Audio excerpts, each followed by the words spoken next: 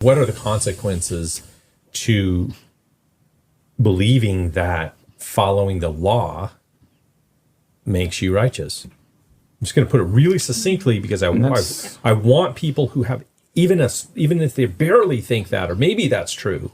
I have really close friends that say, well, just in case that's true, I'm going to go ahead and follow the laws for close as my own.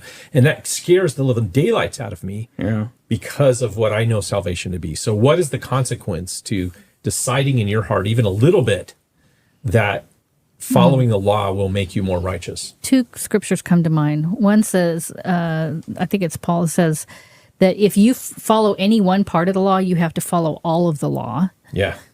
But also, we also know that we can't. And I forget the other scripture. Thinking of Isaiah. Well, I was thinking of, I'm not going to remember where it's at either, but I think it's Paul maybe.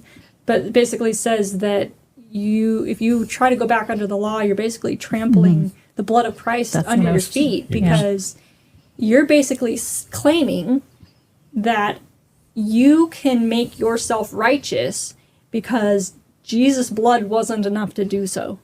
And so you're comparing your righteousness with Christ's righteousness. Yeah, preach it. Yeah. Christ's righteousness and your righteousness way down here. He says you're trampling on it like it's something on the dirt. Like he says you're making it a common thing. Exactly. It's common, like, oh, well, I could do just as good on my own. So it's not worth that much, is what you're basically saying to Christ. And that is, like you're saying, that's a scary road to go down, because to put yourself above Christ and say, I can better myself better than you can make me righteous. That's, I mean, isn't Isaiah that talks about what self-righteousness is like to God, right? The filthy rags or minstrel rags, whatever he said. But I also think that's what the sin was in the Garden of Eden.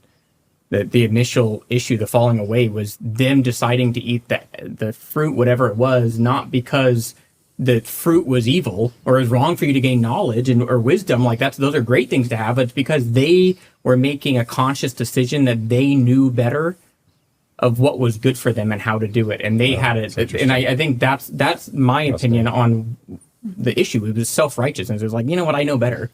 Like, I can make a decision about if I can get this. That was Lucifer's whole deal, right? Yeah. And it's the thing that people can't stand about Christianity, that want to reject Christianity, is self-righteousness, which is not Christianity. No. And yet it's portrayed as Christianity because of what we're talking about tonight, because people think that the law has some place in this religion. It does not have a place in this religion.